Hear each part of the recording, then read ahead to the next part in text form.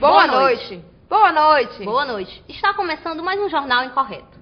Hoje, a gente vamos apresentar uma notícia muito importante para a nossa sociedade. O MEC, Ministério da Educação e Cultura, autorizou o livro Por uma Vida Melhor para as escolas públicas. Você sabe quais as consequências dessa atitude para os alunos? Será que haverão problemas?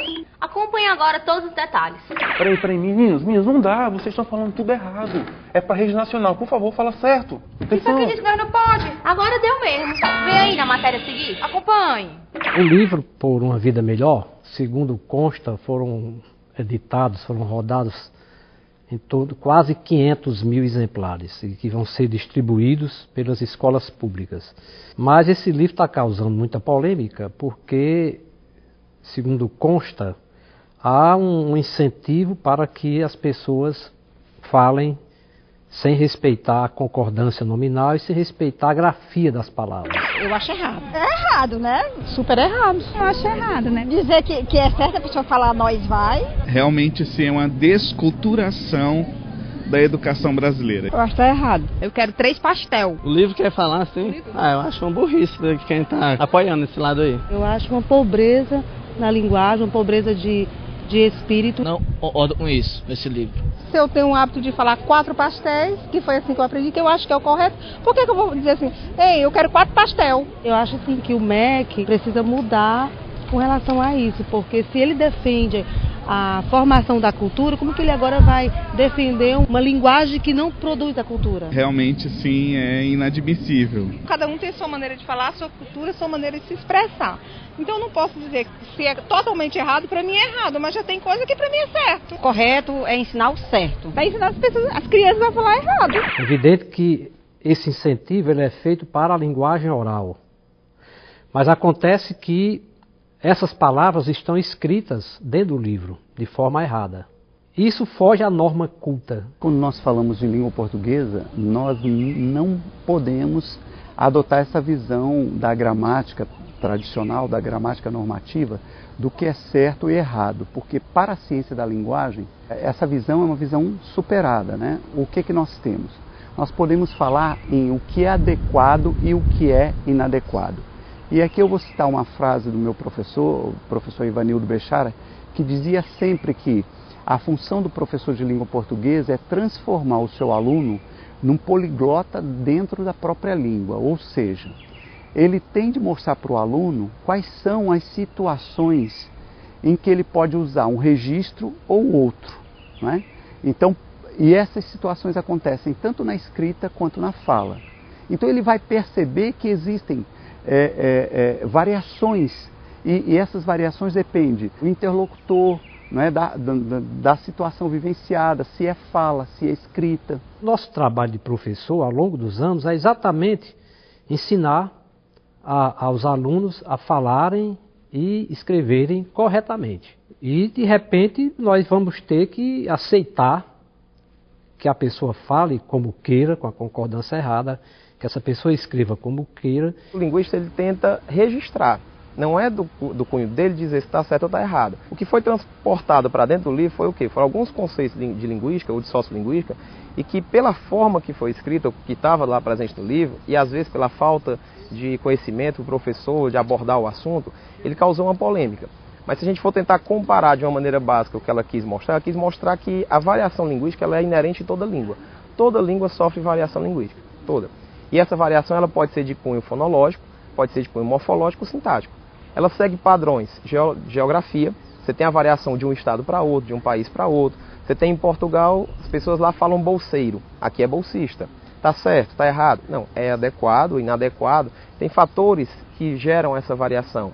Temos variações que seguem a idade, variações que seguem o sexo, a classe social, variações que seguem o contexto social de comunicação. Se eu pego uma pessoa vestida com um paletó, terno e gravata completo, outro com calção de banho, nem todos que estão ali com aquele terno e gravata, em qualquer situação, ele vai estar bem vestido. Pega esse mesmo indivíduo e coloque-o na praia. Na praia, o ambiente não é adequado. Então, a língua também é dessa forma. Você tem variedades da língua adequadas a cada momento. O pessoal do interior ainda fala assim, ainda tem gente que fala assim, nós vai, ainda tem gente que fala assim, mas a gente entende, sabe o que a pessoa quer dizer. Se a pessoa fala dessa forma, isso não é cultura, isso é erro de linguagem. A criança fala desse jeito em casa porque não tem quem ensine. A partir do momento que ela vai para o colégio, tem que aprender a falar a verdade. O certo é nós vamos. Às vezes, para esse livro, a pessoa se enrola mais ainda. Educação dentro dos parâmetros do desenvolvimento humano, do vocábulo, da palavra, da formação dessa palavra é fundamental para o desenvolvimento cognitivo, emocional, em todos os aspectos. É errado ensinar errado, né? Podemos dividir língua portuguesa em dois grandes blocos, vamos chamar assim. O primeiro bloco a gente chamaria da língua portuguesa culta, que é dividido em dois registros, o registro formal e o registro informal, ou também chamado de coloquial. Onde nós encontramos o registro formal? O registro formal nós encontramos na gramática escolar, na gramática normativa. Por exemplo, se você dissesse, nós vamos ao shopping hoje, ok? Essa é uma frase dita por uma pessoa culta. O enunciado está perfeito do ponto de vista gramatical. Mas você já escutou pessoas cultas dizendo assim, a gente vai no shopping hoje. Bom, esse é um enunciado que causa estranheza à gramática. Por quê? Porque ela diz, primeiro, que a utilização dessa construção agente dá um tom coloquial, leva para a escrita um tom da fala. Mas se você fizer a concordância correta, ainda assim ela aceita, né? Então a gente vai, a gente fez, ok? Só que no caso a gente vai, o verbo ir pede sempre a preposição a. Quem vai, vai a algum lugar. E quando você diz a gente vai no, aí está pedindo a preposição em, então a gramática não aceita. E qual é o pecado que ela comete? Ela ignora todas as outras formas de manifestação linguística, né? Inclusive das pessoas que dizem, das pessoas simples. Nós vai no shopping, a gente vamos. Como é que se dá esse aprendizado? Esse aprendizado não começa na escola, começa em casa. E qual é a função do professor? O professor tem de dizer para o seu aluno o seguinte, meu filho, a minha função aqui é mostrar para você um registro de língua que é prestigiado socialmente. E por que ele é prestigiado? É porque é com ele que nós escrevemos os textos literários, os textos científicos. E esse é o papel da escola, né? Dar acesso a esse conhecimento ao aluno para que ele se torne um cidadão. O que seria o perfeito? O que seria o ideal? O ideal seria, ao ensinar na escola, perceber, se chegasse para o aluno e dissesse, olha, você tem uma variedade que já traz de casa. Você tem que aprender outras variedades que são socialmente eleitas ou prestigiadas. Por quê? Para você poder chegar à universidade, para você poder chegar a um concurso. Então você não vai ter que apenas aprender uma, você vai aprender as variedades e ter a reflexão, o ato reflexivo de um falante nativo da língua, de saber em que contexto vai empregar. Se vai empregar uma variedade formal, ou um registro formal, um registro informal, em que momento vai encaixar a sua linguagem. A pesquisadora se equivocou, o MEC se equivocou na avaliação, a universidade, tentando defender a pesquisadora, também acabou fazendo comentários que não correspondem à verdade. Por quê? Porque o único capítulo da gramática que não admite essa variação do formal e informal é justamente a ortografia, porque a ortografia é estabelecida por lei. Ou você está de acordo com a lei e você está certo, ou você está contra a lei e você está errado. As consequências é que vai criar um preconceito entre o aluno da escola pública e o aluno da escola privada. Por quê? Porque vai ficar, dentro das escolas particulares, sendo ministrado o ensino da gramática corretamente como vem sendo, a linguagem padrão. E ao mesmo tempo vai ficar sendo ensinado na escola pública uma outra linguagem. E isso estabelece uma diferença entre o aluno de escola pública e o aluno de escola particular. E cria o que eu chamo de preconceito linguístico. Ele tem um ponto positivo, que é essa questão de tentar minimizar o preconceito linguístico, deixar marcado, mostrar que isso existe, educar nesse sentido, mas ele tem alguns pontos negativos. Dentre os pontos negativos, a forma como foi apresentado não deixa claro para o aluno. Ninguém sabe que tipo de formação, se o professor que vai ministrar esse conteúdo, se ele tem uma formação sociolinguística, e até que ponto ele vai deixar claro esses conceitos, peca por alguma falta ou por alguma coisa que ficou meio superficial, talvez por simplificar alguns tópicos, alguns exemplos, ficou um pouco superficial, e quando você não explica adequadamente, acaba gerando uma dúvida. Considero fundamental que se retire o livro, para que se não adote um livro desse tipo. É muito comum hoje a crítica com relação ao texto voltado para a internet. Se diz, a internet vai prejudicar os alunos, a internet vai prejudicar o texto produzido. Mas quando o aluno consegue perceber que aquele texto da internet é do ambiente da internet, é um registro para aquela situação de comunicação, ele não coloca aquilo dentro de uma redação para o vestibular, para o Enem. Ele consegue perceber essa diferença. Então não é você excluir essas variedades, é você ensinar, você mostrar o seu uso e você mostrar em que situação deve ser encaixada. A gente respeita essa linguagem, digamos, popular, inclusive no cordel, mas a gente respeita como uma manifestação oral. As pessoas falando, as pessoas erram. Mas mesmo assim, você sabe perfeitamente que existe no Brasil uma diferença muito grande entre o que se fala e o que se escreve. É bom para o aluno ter o conhecimento, porque ele tendo conhecimento da variedade linguística, ele vai também poder evitar o preconceito linguístico. Mas isso de forma alguma quer dizer que ele vai abrir mão do aprendizado da escola, que ele vai abrir mão daquilo que é ensinado, que é cobrado, para ficar simplesmente com a variedade dele. Quando um país é letrado, quando todo mundo é alfabetizado e educado, você não vê essa diferença entre o falar e o escrever. Ora, se eu vou criar fórmulas de falar errado, mais do que o que já se fala errado atualmente, isso vai aumentar essa distância entre a fala e a escrita. Falta para muitos professores uma formação curricular, na sua base curricular, de trabalhar com isso.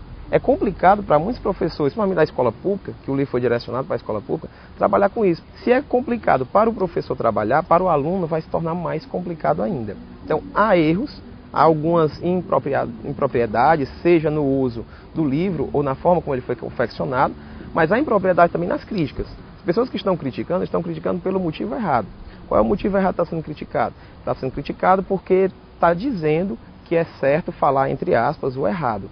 E a questão não é essa. A questão é o que a autora quis mostrar. Quis mostrar que existe essa variação. Eu ouvir uma pessoa falar errado é uma coisa. Agora, aceitar essa pessoa ser treinada para falar errado, isso oficialmente, isso é um retrocesso enorme. O projeto ele parte de uma ideia muito interessante, ele parte de uma proposta bem interessante, mas no trajeto é que algumas pequenas falhas foram cometidas. Eu estou com mais de 40 anos em sala de aula, ensinando as pessoas a escreverem e a falarem corretamente.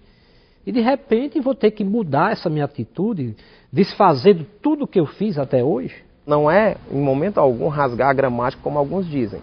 Mas também a gente não aceita, não se pensa no purismo da língua. Nenhuma língua é pura. Você dizer que uma língua é uniforme, que ela é homogênea, isso é um mito. Isso não existe. Toda língua sofre variação. E muitos estudiosos mostram que toda língua nada mais é do que uma herança histórica. A nossa obrigação é defender a nossa língua, a nossa linguagem padrão, como um tesouro nacional, como um elemento simbólico das relações humanas, inclusive. As pessoas se comunicam principalmente pela fala, pela escrita. E existe um padrão para isso. Ninguém deve ensinar a fugir desse padrão. Deve existir na matriz curricular dos cursos de pedagogia e de letras uma disciplina que trate especificamente de métodos e técnicas do ensino da leitura e métodos e técnicas do ensino da produção textual escrita. Atenção meninas, ok, gravando. Boa noite. Boa noite. Boa noite. O Palavreada nos apresentou-nos um programa sobre a atitude do MEC em... De novo? Então, o que você achou do programa? Escreva para nós. O nosso e-mail é palavreada@unifor.br. Tchau e até o próximo programa. Tchau. Tchau. Tchau. Tchau. Tchau. Tchau. Gosto de sentir a minha língua roçar a língua de Luiz de Camões. Gosto de ser e de estar. E quero me dedicar a criar confusões de prosódias e uma profusão de paródias que encurtem dores e furtem cores como camaleões. Gosto do pessoa na pessoa, da rosa no rosa. E sei que a poesia está para a prosa.